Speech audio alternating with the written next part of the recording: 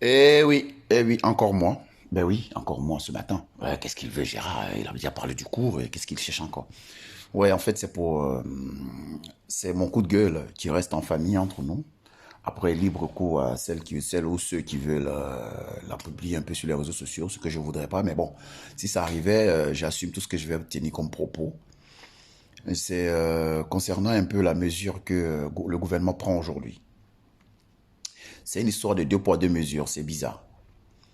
On nous dit le Covid attaque parce qu'on est souvent tous en réunion par 5, par 10. On respecte pas les restrictions sanitaires, la distanciation sociale et tout. Et raison pour laquelle le Covid continue de grimper de jour en jour et que les cas de contamination se font grandissants. Ça, c'est un fait. C'est vrai, c'est réel. Moins on respecte les mesures sanitaires, plus les cas de contamination se font ressentir dans la population civile et autres.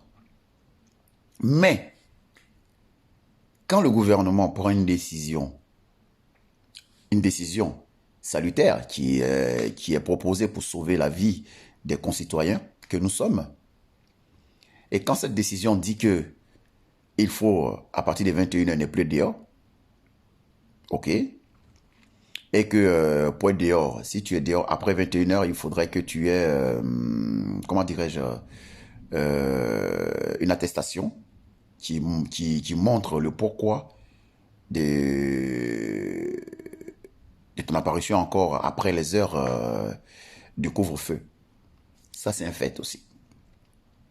Et c'est bien. Mais, ce qu'ils oublient, on refuse que les gens soient assis à une table en train de boire un thé ou un café ou une bière à 5, à 6, à 7, à 9, rapprochés. Maintenant, ils se disent que il faut qu'à partir de 21h, il n'y ait personne dehors. Couvre-feu. Bon, moi, je sais que je vais faire mes courses et tout, et que je sais que il faut que je sois rentré chez moi avant 21h, ou même avant 20h30 pour être chez moi tranquillement, et 21h va sonner. Qu'est-ce que je vais faire? J'ai pas de véhicule. J'ai pas de véhicule.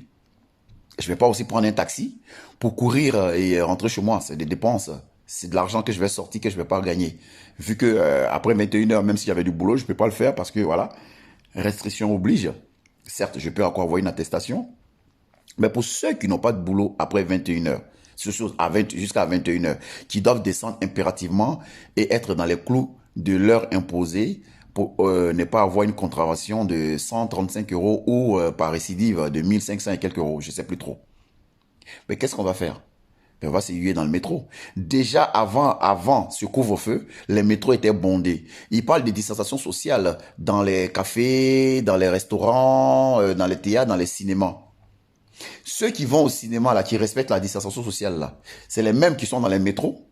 Mais dans les métros, on sait comment nous sommes dans les métros. Nous sommes accrochés comme ça, comme des chauves-souris, dans les métros. Mais quelle est la dérogation que prend le gouvernement pour qu'on évite aux citoyens qu'ils veulent protéger de se retrouver accrochés les uns les autres dans un métro? La ligne 13, on n'en parle pas. D'accord?